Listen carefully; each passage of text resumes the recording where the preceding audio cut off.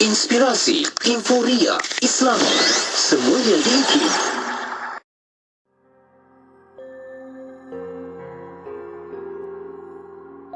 Popular guru kita. Guru kita ni satu Malaysia kenal. Saya nak murid dia lah. Kita pun, sebab apa? Sebab kita pun nak tumpang kemuliaan dia. Dan kita perlu jujur kepada guru kita. Kenapa kita berguru dengannya? Saya berguru dengan Tuan Guru supaya Tuan Guru dapat bawa saya kepada Allah. Supaya Tuan Guru dapat buang segala sifat-sifat buruk dalam diri saya. Kejujuran kita menjadikan persiapan bagaimana kita dalam menuju kepada Allah.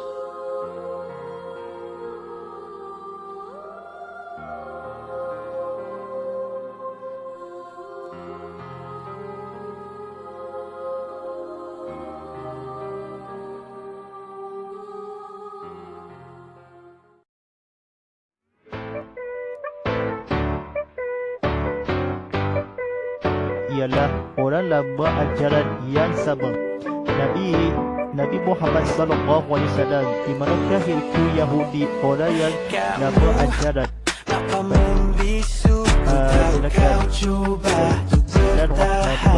Namun ku rindu senyumanmu yang telah lama hilang di wajahmu. Ia hanya gerhana, bukannya tenggelam matahari. Begitulah derita yang makin dia berharap kepada Allah, makin tinggi kedudukannya di sisi Allah. Makin banyak dia menyerahkan urusannya, makin Allah berbangga dengan dirinya sebagai hamba. Sebab itu hidup kita dalam menuju Allah, apa yang diajarkan? Kena khudu'. لا تحزن كن قويا يا حبيبي. Adalah untuk membantu serta benalah untuk pembangunan yang tinggi, supaya aku naik melihat Tuhan Musa yang dikatakannya itu. Jadi Nabi Musa alaihissalam berubah kerana ku teruk, berlagak acah hero, kadang sombong dan ego. tentang sifat Nabi SAW dalam firman Allah Subhanahu wa taala, laqad ja'akum rasulun min anfusikum azizun 'alaihi ma 'anittum harisun 'alaikum bil mu'minina. Jangan rasa begitu, usahinya dirimu, harapan takkan hilang. Dalam kehidupan manusia, kerana dengannya syariat Islam terus terpelihara dan dapat diamalkan dalam kehidupan. Hasilnya sistem bertakdiri. Biarlah masa yang berjalan kan mengubat luka. La tahzan kun qawiyan ya habibi. Berilah ruang dirimu bahagia. Bahagia ya. Lepaskan semua beban. Okay, bye. Saya go.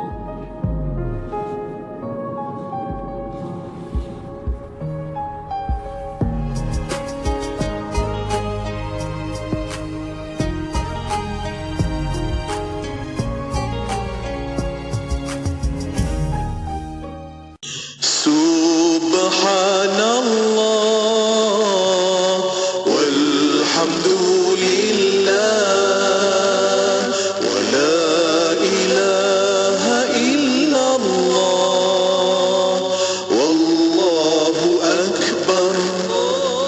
Subhanallah walhamdulillah wa la ilaha illallah wallahu akbar. Subhanallah walhamdulillah wa la ilaha illallah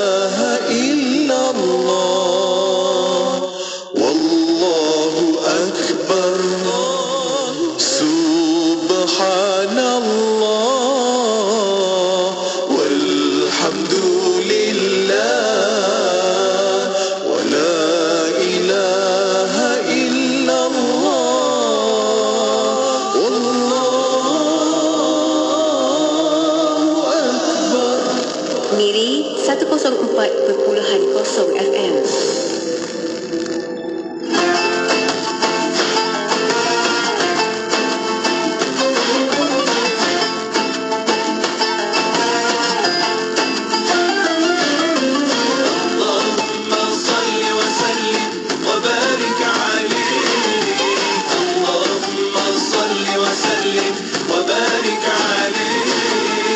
النبي أهل الهوى اللهم صل عليه النبي مدح دواء اللهم صل عليه النبي أهل الهوى اللهم صل عليه النبي مدح دواء اللهم صل عليه كلكم جمعا سواء اللهم صل عليه كلكم جمعا سواء اللهم صل عليه سمعون الصلاة عليه صل وسلم وبارك عليه اللهم صل وسلم وبارك عليه النبي من حضر اللهم صل عليه النبي خير البشر اللهم صل عليه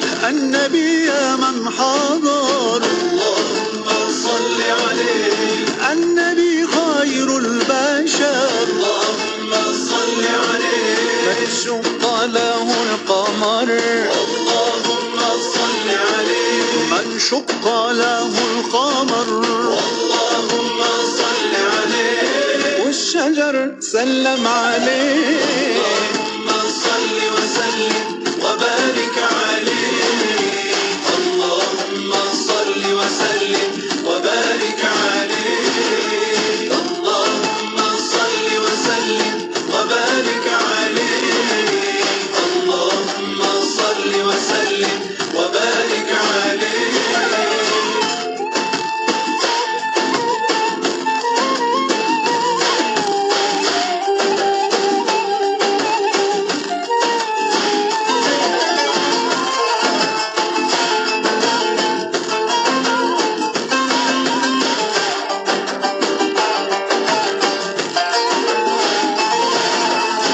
الحسن مع الحسين اللهم صل عليه للنبي ريحانتين اللهم صل عليه الحسن مع الحسين اللهم صل عليه للنبي ريحانتين اللهم صل عليه نورهم كالقمر اللهم صل عليه نورهم كالقمر اللهم صل عليه جدهم صلوا عليه صل وسلم وبارك عليه اللهم صل وسلم وبارك عليه الصلاة والسلام عليك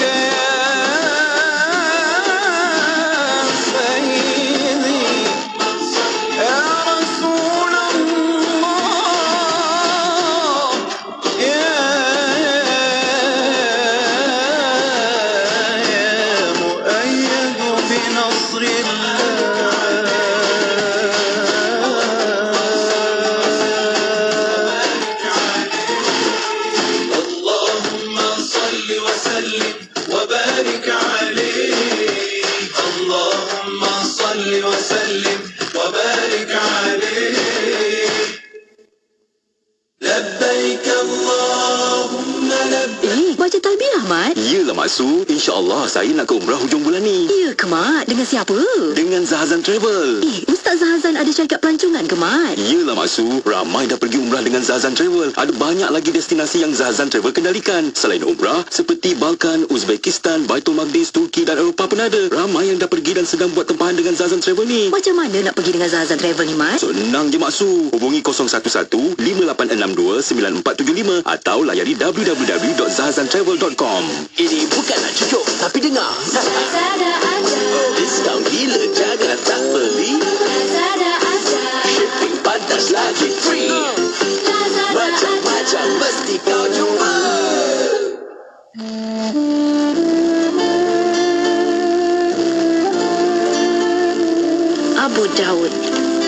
Sulaiman bin Al-Ash'ab bin Ishaq bin Bashir Al-Azadi As-Sijistani, popularly known as Abu Dawud, was born in 202 after Hijrah, or 817 CE in Sijistan, Persia, located in present-day Iran.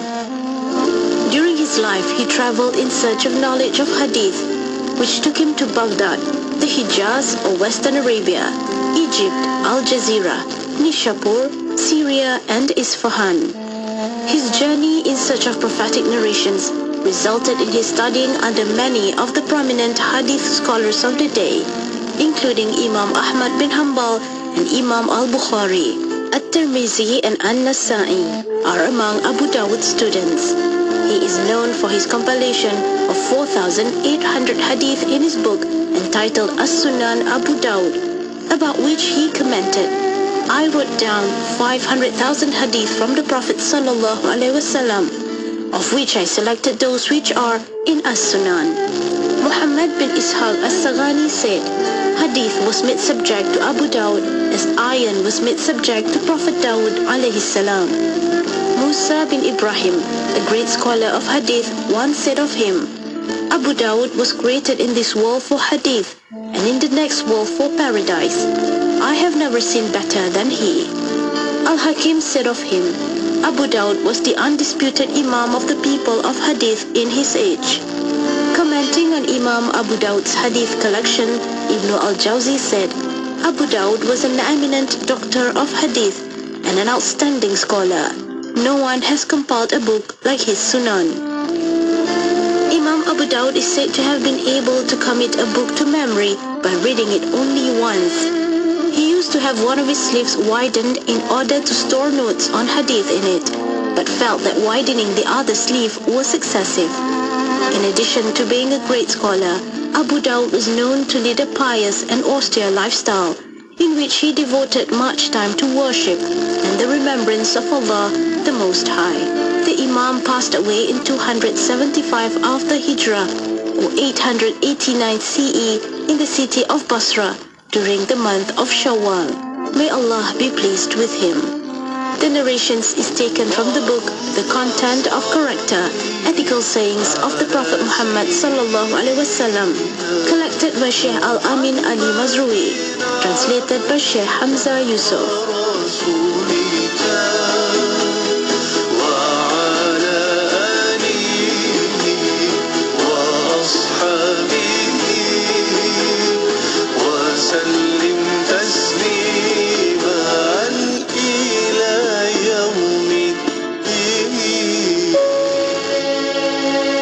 Berbaik dengan orang-orang yang baik menyebabkan kita ini akan terarah untuk melakukan kebaikan sehingga orang memandang dan juga kita sendiri akan merasakan bahawa kebaikan itu akan sentiasa menjadi amalan kita, sehingga kita menjadi sebahagian daripada orang yang melakukan kebaikan.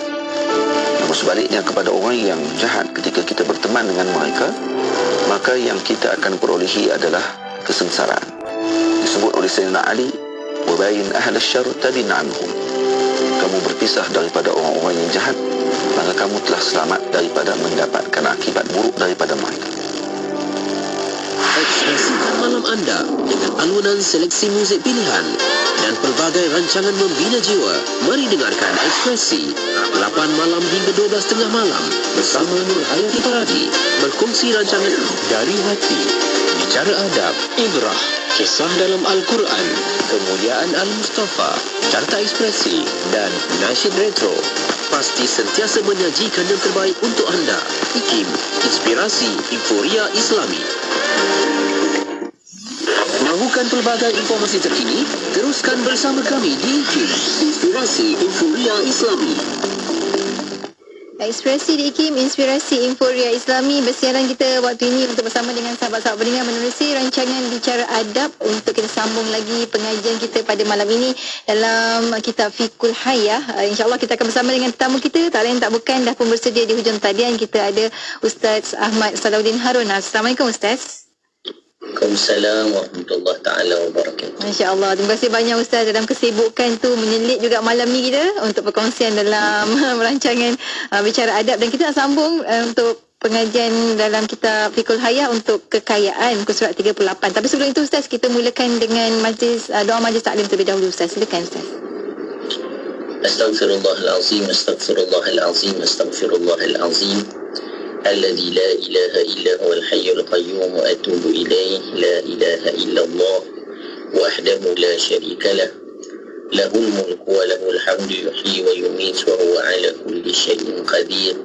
Wa la hawla wa la quwwata illa billahil aliyyil azim. Assalamualaikum warahmatullahi taala wabarakatuh.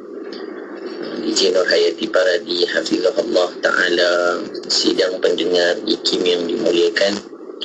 Sama-sama kita mulakan pengajian kita pada malam ini dengan membaca doa majlis ta'lim dengan niat agar Allah Subhanahu wa taala memberkati majlis kita pada malam ini. Kita niatkan juga mudah-mudahan Allah Subhanahu wa taala mengurniakan kepada kita kefahaman yang benar, dan Allah kembalikan kepada kita apa yang kita sedang pelajari, apa yang kita telah pelajari, apa yang akan kita pelajari untuk kita gunakan pada waktu kita memerlukannya. Bismillahirrahmanirrahim. Allahumma inna nuqaddimu ilaika baina aydina kulli nafasin wa lamhatin wa lahdatin wa khatratin wa tarfatin yatrifu biha ahlus samawati wa ahlul ard wa kullu syai'in huwa kainun fi ilmik aw qad kan nuqaddimu ilaika baina aydina dhalika kullih.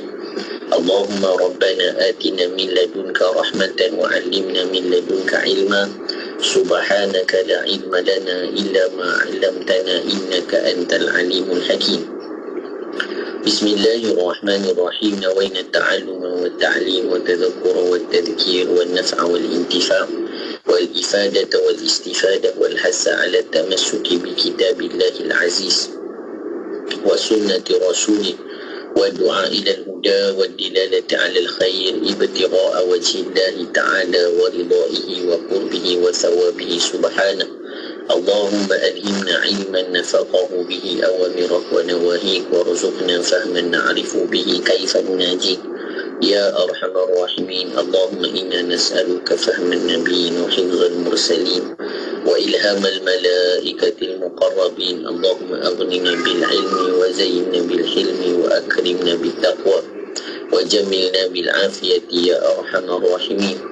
اللهم إنا نستودعك ما قرأناه أو نقرأه في هذا المجلس وما قبله وما بعده، فاحفظه علينا حتى ترده إلينا وقت احتياجنا إليه. وصلى الله على سيدنا محمد وعلى آله وصحبه وسلم. اللهم أكرمنا بنور الفهم وأخرجنا من ظلمات الوهم وافتح لنا أبواب رحمتك وانشر علينا حكمتك يا أرحم الراحمين. اللهم يا من مقاليد الأمور كلها بيدك وإليه يرجع الأمر كله، يا فتاح يا عليم افتح علينا فتحا قريبا. وصلى الله على سيدنا محمد وعلى آله وصحبه وسلم. بسم الله الرحمن الرحيم. رب اشرح لي صدري ويسر لي أمري واحلل عقدة من لساني يفقه قولي وسدد ألسنتنا واهدي قلوبنا وافعل كذلك بأحبابنا أبدا وارزقنا كمال فتوح العارفين والفقه في الدارين مع كمال الإخلاص والصدق واليقين والعافية والغنى والنصر والحفظ والنفع والانتفاع وخيرات الدارين وعلوم الأولين والآخرين. وصلى الله على سيدنا محمد وعلى آله وصحبه وسلم. والحمد لله رب العالمين. Alhamdulillah wassalatu wassalamu ala sayyidina Rasulillah wa ala alihi wa sahbihi wa man wala amma ba'd. Alhamdulillah, puji dan syukur kita panjatkan kehadrat Allah Subhanahu wa taala.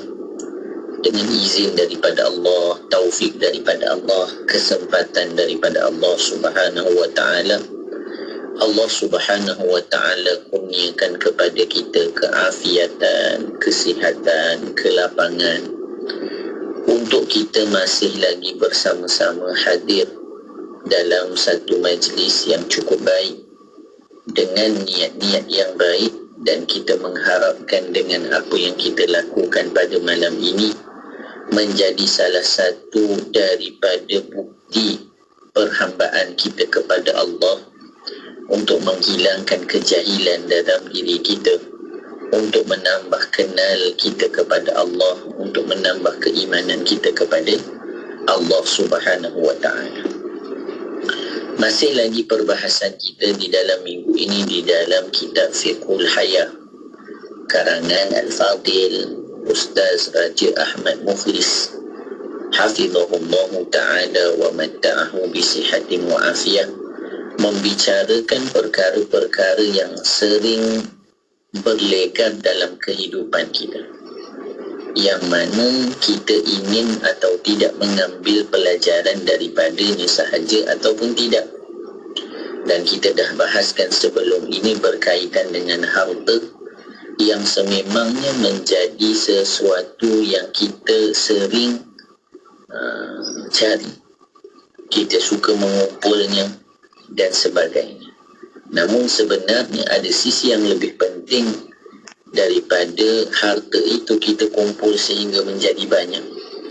Tetapi yang ingin disebutkan bagaimana harta itu menjadi jambatan kepada kita untuk sampai kepada Allah. Bagaimana kita gunakan harta itu agar nanti dapat bertemu dengan Allah dalam keadaan mendapat keridhaan Allah. Kerana di dalam sebuah hadis baginda Nabi SAW menyebutkan, bahkan kita dah sebutkan dalam pertemuan-pertemuan yang lalu, berkaitan dengan apa yang Nabi sebut ketika mana nanti di akhirat kaki kita tidak mampu melangkah, melainkan kita menjawab 4 pertanyaan. Antaranya apa? Harta kita daripada mana kita peroleh dan ke mana kita belanjakan. Maksudnya perkara berkaitan dengan harta bukan berbicara tentang banyaknya sahaja, tetapi sumbernya itu merupakan perkara yang akan dipertanggungjawabkan. Dan tak ditanya pun tentang berapa banyak.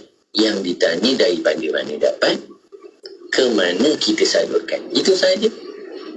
Maka kita setelah mendapat kurniaan dan pemberian daripada Allah dengan diberikan sedikit daripada nikmat harta, maka yang perlu kita hadirkan adalah bagaimana kita dapat menggunakan harta itu dengan cara yang diredai oleh Allah Subhanahu wa ta'ala. Maka bila kita cerita tentang harta, sudah tentu akan menjadi satu yang kita sebut pair ataupun talazum. Mesti cerita, bila cerita harta mesti cerita nak kaya. Ada ke orang kata saya nak harta sebab nak miskin? Tak. Dah tentu bila cerita harta, kerana yang diinginkan adalah kekayaan. Dan bab pada pertemuan malam ini membicarakan tajuknya kekayaan. Kaya bagaimana yang kita nak, dan kaya yang macam mana yang sepatutnya ada pada kita. Nabi SAW macam mana kaya dan bagaimana pula kaya kita.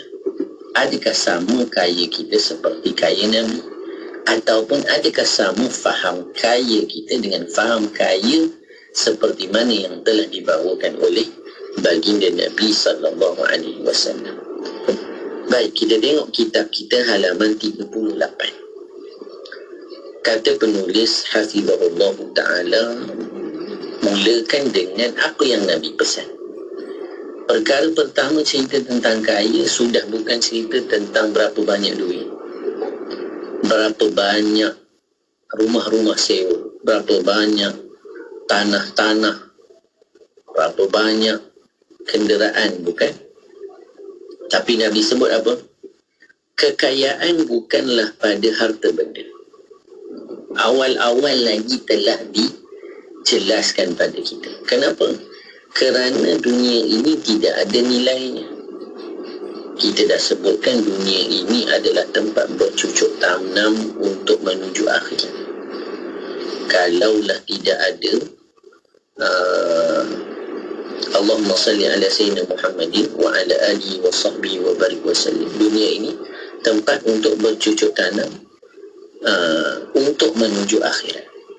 Kalaulah punya nilainya dunia, nescaya orang-orang kafir tidak akan dapat sedikit pun daripada nikmat dunia. Tetapi kerana tidak ada nilainya, maka diberikan. Siapa yang usaha, maka dia dapat. Namun di akhirat tidak ada nanti balasan untuk orang-orang yang tidak beriman kepada Allah. Maka disebutkan apa dia? Kekayaan bukanlah pada harta benda, tetapi ia pada kekayaan jiwa. Kaya itu adalah kaya jiwa, ghina nafs. Jiwa kita kaya.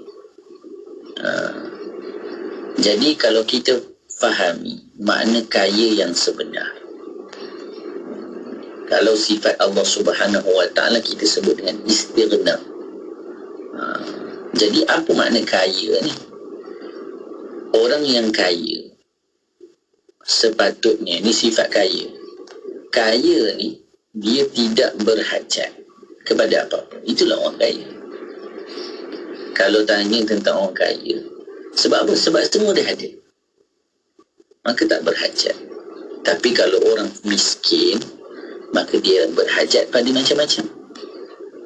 Maka kita hari ini tengok pada diri kita. Kita ni berhajat banyak ke berhajat sikit? Ada kalanya orang makin banyak harta ni, makin banyak keinginannya. Makin banyak hartanya, makin banyak hutangnya. Maka gimana kayanya? Sebab itu, betapa sifat adilnya Allah Subhanahu Wa Taala. Nabi katakan orang yang kaya itu adalah kaya jiwanya. Sehingga yang kurang pada kita nanti akan disebutkan dalam bab ini bukanlah tentang duit yang kurang, tapi yang kurang pada kita adalah rasa cukup. Itu sebenarnya yang tak ada, sehingga sentiasa kita rasa kurang. Sedangkan sudah banyak yang tidak kita minta telah diberikan. Baik, kita tengok apa yang disebutkan oleh penulis. Kekayaan sebenar bukan memiliki jumlah harta benda yang banyak. Kerana hakikatnya manusia tidak memiliki apa-apa. Kalau kita kata orang tu ada banyak, semuanya Allah yang berikan. Bukan pun suatu yang mutlak milik dirinya sendiri. Kerana dirinya dan segala miliknya adalah milik mutlak Allah Subhanahu Wa Taala. Kita sendiri adalah milik Allah. Maka bagaimana yang di sekeliling kita, kepunyaan kita. Maka disebutkan kemudian apa? Kekayaan jiwa merangkumi 4 perkara. Kalau kita nak kaya, jadilah orang yang kaya jiwa. Maka penulis kata, kalau nak jadi orang yang kaya jiwa, perlu ada 4 ciri-ciri ataupun 4 perkara dalam diri kita. Apa dia?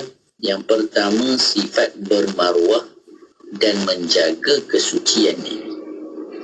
Jaga maruah kita, jaga kehormatan diri kita, jaga agama yang kita junjung. Jangan kerana inginkan sesuatu daripada dunia, maruah kita korbankan. Kita miskin sebenarnya, miskin harga diri, miskin jiwa. Ketika mana kita sanggup mengorbankan maruah dan kesucian diri kita hanya kerana sesuatu yang tidak kekal. Itu yang pertama. Yang kedua, sifat rasa mencukupi terhadap apa yang sudah dimiliki. Perlu ada pada kita sifat ataupun rasa cukup dengan apa yang ada. Yang ketiga, cekap dalam menilai untung dan rugi secara hakiki. Maknanya secara hakiki di sisi Allah. Yang mana yang menguntungkan, yang mana yang merugikan. Dan yang keempat, tidak mahu tenggelam dalam kerendahan dan kehinaan. Ini 4 perkara yang diperlukan bagi orang-orang yang ingin kaya jiwa. Kemudian penulis bawakan lagi penjelasan. Tadi kita dah sebut, sebenarnya dalam hidup kita apa yang tak cukup adalah rasa cukup. Itu yang tak cukup. Bukan ini tak cukup, itu tak cukup. Dah serba-serbi dah kita dapat. Maka disebutkan apa? Al-qana'ah, rasa cukup itu kerehatan. Rasa cukup ini apa? Kerehatan. Kita bila kita berusaha dan merasa kita mendapat sesuatu dengan usaha kita sendiri, maka itu meletihkan. Letih, penat. Kerja kan penat. Tapi bila kita merasakan ia adalah dari pemberian Tuhan, maka sudah tentu ianya akan jadi kerehatan. Kerana pemberian. Kita kalau diuruskan kehidupan, rehat tak? Rehat. Kenapa? Kerana diuruskan. Rumah orang kalau ada pembantu rumah, rehat tak? Rehat. Sebab apa? Baju orang basuh, sidai, serika, rumah kemas. Kerana ada yang mengurus. Maka dalam hidup, kalau biarkan diri kita mengurus, maka akan penat dan lelah. Tapi bila mana kita menyerahkan kepada Allah, maka kita akan rehat. Kerehatan bagi diri kita. Bukan hanya zahirnya, tetapi jiwanya. Tak pening, ya Allah, macam mana ni, macam mana ni. Boleh ke, dapat ke, boleh jual ke, tidak ke, banyak ke, sikit ke. Kadang-kadang kalau kita berniaga tu, tak tahu daripada mana orang tu dapat iklan kita. Tiba-tiba dia datang beli. Saya tak buat pula iklan tu sampai ke Sabah Sarawak. Macam mana Encik dapat? Tak tahu, saya ada orang forward dalam group. Dia pun tak tahu siapa yang forward. Siapa yang menyampaikan? Allah. Maka rehat. Maka di sini disebutkan lagi apa? Tengok. Al-qana'ah, yakni rasa cukup. Itu kerehatan. Kita akan rasa, oh memadai dah apa yang Allah berikan. Ini yang selayaknya untuk kita dan sebagainya. Sedangkan tamak itu kegilaan. Tamak itu kegilaan. Sampai banyak mana kita nak kumpul. Orang tamak, orang gila je yang kumpul sampai tak cukup tangan. Kumpul. Tak larat angkat pun. Seseorang yang tamak ialah orang yang tidak bijak. Apa sahaja yang kita telah, sedang dan akan dapati telah ditentukan oleh Allah secara pasti. Telah ditentukan oleh Allah secara pasti. Oh, kalau macam tu kita tak payah usaha lah Ustaz. Dah tentu dah banyak mana kita dapat. Kalau kita tahu, jawapannya ya. Dulu kalau kita bahas Syekh Rasuluddin menyebutkan, ya, kalau kita tahu banyak mana dah kita akan dapat, dah lah. Tak payahlah pergi jual, akan dapat banyak tu juga. Persoalannya siapa yang tahu takdir Allah pada dirinya. Tak ada siapa yang tahu, maka berusaha. Maka perbuatan usaha itu adalah ibadah dan asbab untuk kita mendapat sesuatu. Namun ada keadaannya kita tidak mendapatkan rezeki ataupun sesuatu itu dengan usaha dan sebab kita, tapi dengan yang lain. Jadi ini perkara yang perlu kita fahami dengan baik. Nanti kalau sempat kita kongsikan. Pada pertemuan semalam kita ada bersama dengan Al-Fadhil Ustaz Lutfi Muharram. Tajuk yang beliau bawakan adab berniaga. Untuk beri faham pada kita, ingat yang kita lakukan ini sebab untuk kita mendapat sesuatu daripada Allah. Tapi boleh sahaja Allah berikan rezeki tanpa kita membuat apa-apa. Bahkan kalau ada orang kata, contohnya, macam mana tak buat apa-apa dapat rezeki. Baik, kita boleh sebutkan tujuan dalam kita mencari rezeki itu untuk makan lah. Kita boleh sebut makan. Duit tu salah satu tujuan untuk makannya. Jadi kata beliau apa dia? Beliau kata, ada tak orang yang bila mana dia tak bekerja tapi diberi makan? Ada. Apa contohnya? Banduan. Duduk dalam penjara. Bahkan Ustaz Lutfi kata apa? Makin ganas, makin dihidangkan. Kalau seorang manual tu ganas, dia nak keluar pergi tempat makan pun tak dibenarkan. Habis tu macam mana? Dia duduk dalam bilik, dibawa makan pada dia, ketuk pintu, disuruh makan, makan masuk dalam bilik. Makin ganas, makin dihidangkan. Ajaib. Menunjukkan bahawa rezeki itu daripada Allah. Kalau orang tu, ustaz ni contoh bukan, bawalah yang faham. Binatang. Ustaz Lutfi kata semalam, tak ada perusahaan, tak ada bank, tak ada sijil, tak ada apa-apa. Gemuknya lebih besar daripada kita. Kenyang makannya. Sehat hidupnya. Anak pun banyak. Tak pernah fikir hutang, tak pernah fikir due date kena bayar apa-apa, tak perlu. Sebab itu rezeki itu luas maknanya. Bukan hanya tentang berapa bilangan dan sebanyak mana duit dan kekayaan, tetapi semua orang boleh rehat dengan pemberian Allah. Bagaimana caranya? Dengan merasa cukup apa yang diberikan. Baik, sebelum kita rehat, kita tengok sedikit lagi apa yang disebutkan. Seseorang yang tamak ialah orang yang tidak bijak. Apa sahaja yang kita telah sedang dan akan dapati telah ditentukan Allah secara pasti.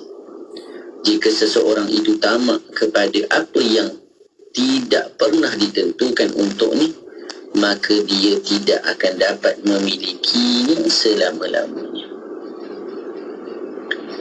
Jika dia tamak kepada apa yang ditentukan untuknya, maka dia telah membuang masa dan emosi dengan sifat tamak tersebut. Kalau kita sudah meyakini bahawasanya rezeki itu ditentukan Allah, maka dengan apa yang Allah dah tentukan, tak payah susah-susah. Tak payah sampai susah hati, buang masa lebih berusaha sampai lupakan tanggungjawab pada Allah. Sedangkan muqaddar, rezeki itu dah ditentukan kadarnya. Maka Al-Fadhil Ustaz Raja Ahmad Mukrim menyebutkan, kalau kita buang masa dengan sesuatu yang dah pasti, sia-sia. Macam tu juga kalau kita nak dapatkan sesuatu yang bukan memang milik kita, tak akan dapat. Maka apa yang perlu kita lakukan?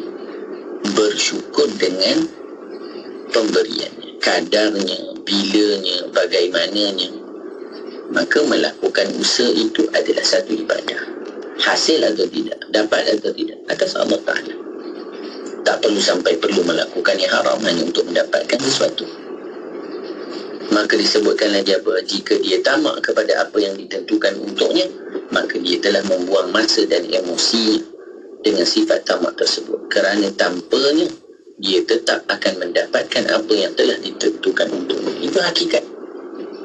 Benda yang memang kita akan dapat. Contoh, semua orang akan dapat nasi lemak. Beratur je lah. Tak payah berebut siapa dulu, siapa kemudian. Tunggu masa, akan dapat. Tapi kalau benda tu tak cukup, hanya pada bilangan tertentu, barulah kita berebut. Namun pada rezeki yang Allah berikan, tak. Semua orang ada bahagiannya yang Allah tentukan. Kadarnya berbeza mengikut ketentuan dan keinginan Allah Subhanahu Wa Taala. Kita akan sambung selepas ini dengan sebahagian lagi makna kehilangan. Masya Allah, bila dah memiliki, ada kehilangan pula. Kita akan sambung lepas kita berhenti rehat seketika. Untuk anda jangan ke mana-mana, teruskan kesetiaan bersama kami. Tentunya hanya di IKIM Inspirasi Inforia Islami. Ada tiada rasa dalam jiwa, rindu akan memanggilmu,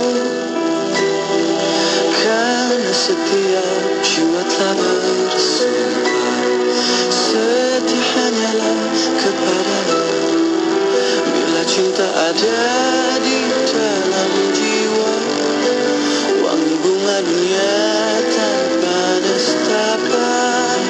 Sekarang yang dirasa hanyalah dia, hati kan memuja hanya padanya. Ketika cinta memanggil, gemetar tubuhku. Ketika cinta memanggil, hangatnya nafasku. Ketika cinta memanggil, menderu sang rindu. Ketika cinta memanggil, rindu, rindu, rindu.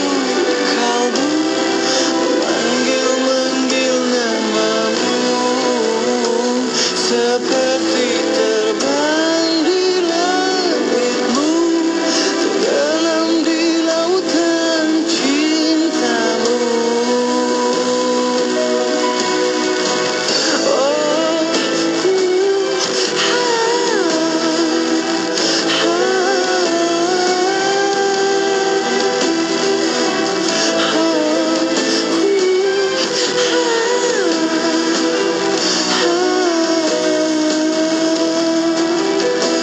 Berpadu kalbu yang rindu, melebur menjadi satu. Bagaimana diri pelangi ketika cinta memanggil.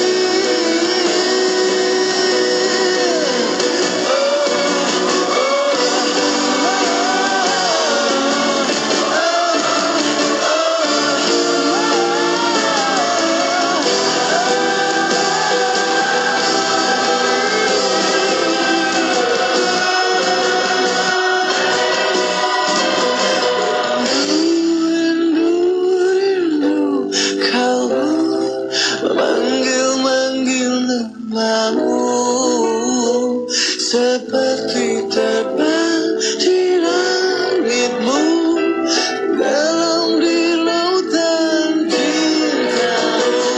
Rindu, rindu, rindu, kalbu memanggil-manggil namamu, seperti terbang di langitmu, tenggelam di lautan cintamu.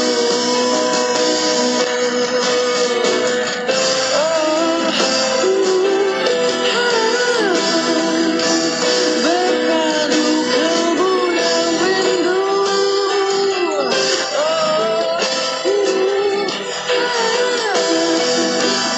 melebur menjadi satu ketika cinta memanggilku.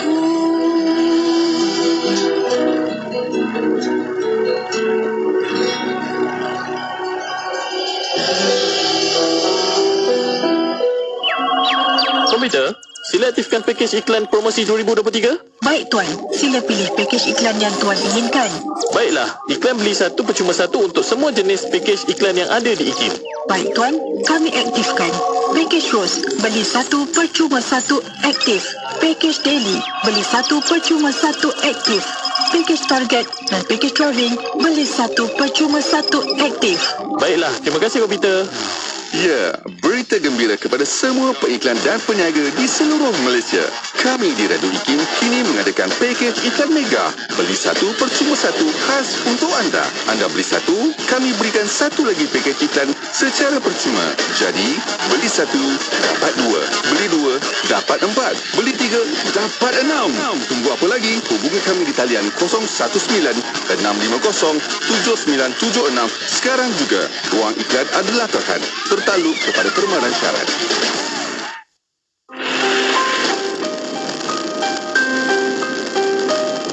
Assalamualaikum semua.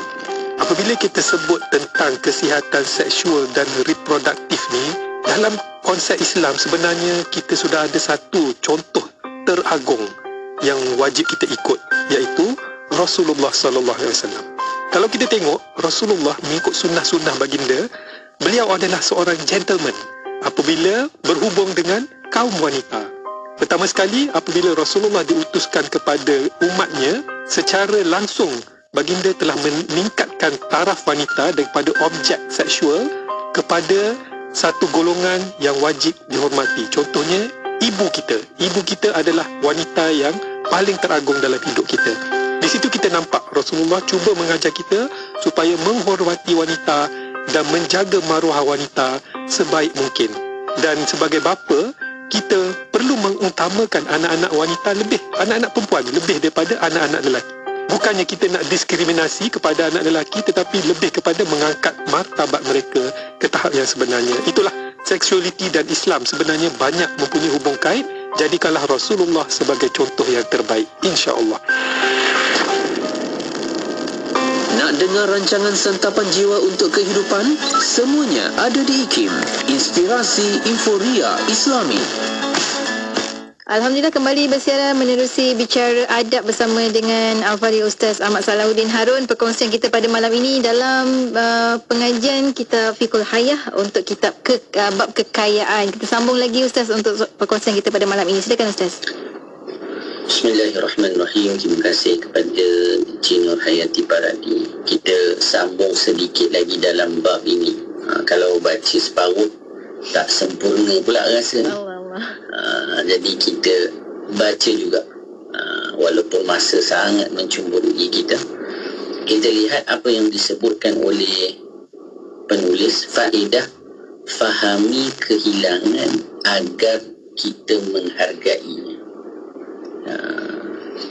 Biasa orang akan rasa bernilainya sesuatu bila hilang.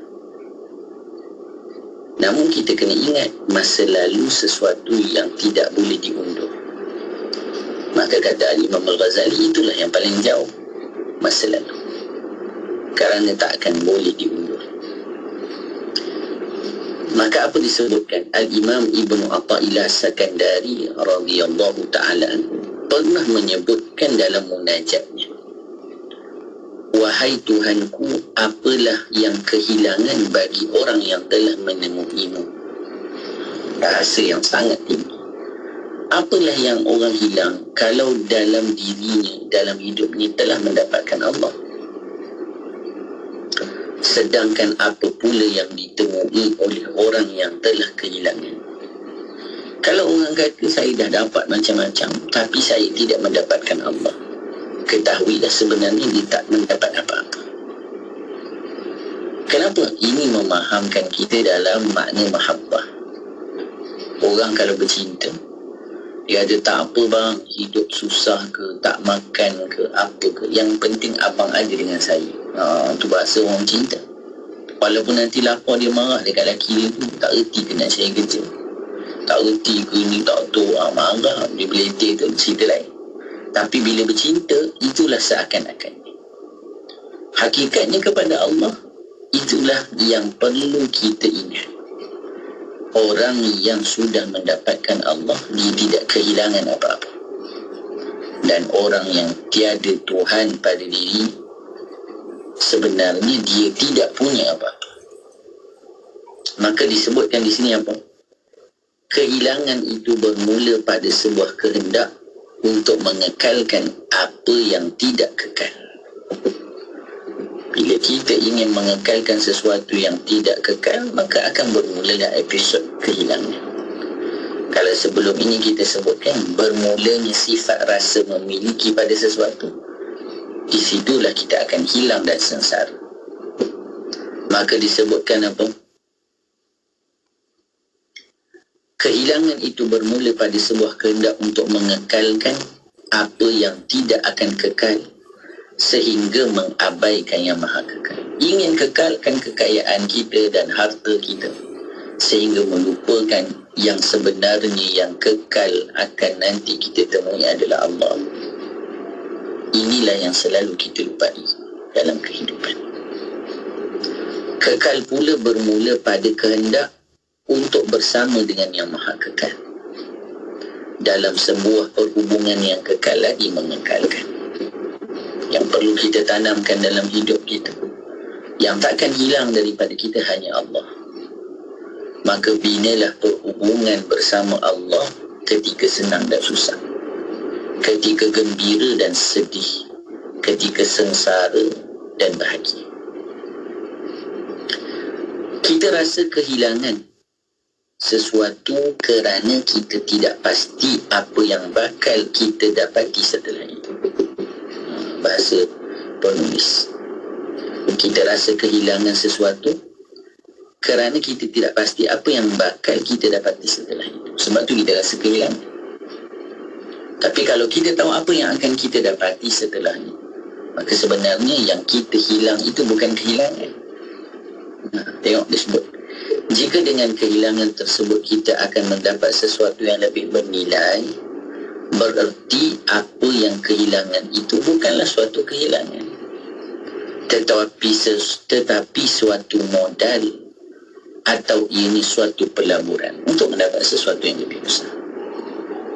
Maka kita fahami, kita korbankan harta kita, kita belanjakan harta kita, masa kita untuk sesuatu yang Allah redai. Itu bukan hilang, tapi itu pelaburan untuk nanti bertemu dengan Allah Rabbul Jalil dan mendapat keredaan daripadanya di akhirat.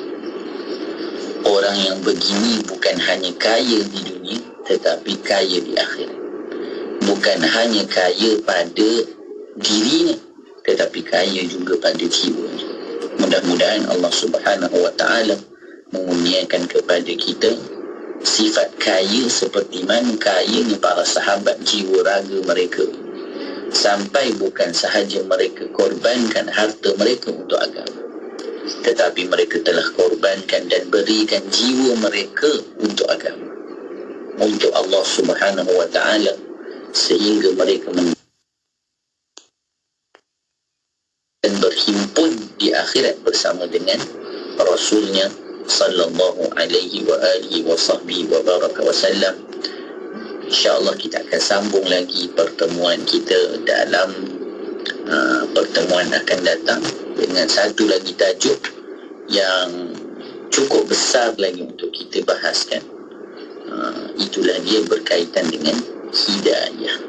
Masya Allah, hidayah tu minggu hadapan insyaAllah. Bila sebut tentang kekayaan dan kehilangan pun dah cukup dah Ustaz. Dia sampai kehilangan kata dah Ustaz. Bila dengar, terima kasih banyak Ustaz. Moga-moga jadi asbab juga lah untuk kita jadi orang kaya jiwa, seperti mana yang awal tadi penulis katakan, supaya kita ni memiliki ataupun jadi orang yang kaya jiwanya. Terima kasih banyak Ustaz untuk perkongsian pada malam ini. InsyaAllah minggu hadapan kita akan bersama lagi Ustaz. Semoga Allah memudahkan segala urusan Ustaz. Assalamualaikum Ustaz. Assalamualaikum warahmatullahi wabarakatuh. Dan untuk anda sahabat pendengar, teruskan kesetiaan sama kami tentunya hanya di IKIM Inspirasi Inforia Islam.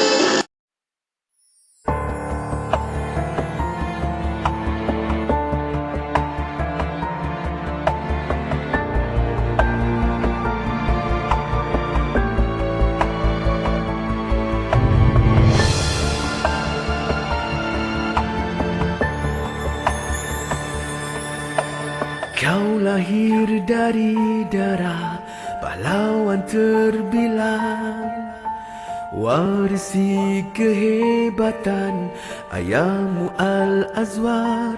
Kentalnya jiwamu di balik hijab yang menutup. Dengan seragam hitam kau menggempur musuh, hingga tak disangka hadirmu basang pria. Tangkasnya gerakmu berjuang sepenuh tenaga.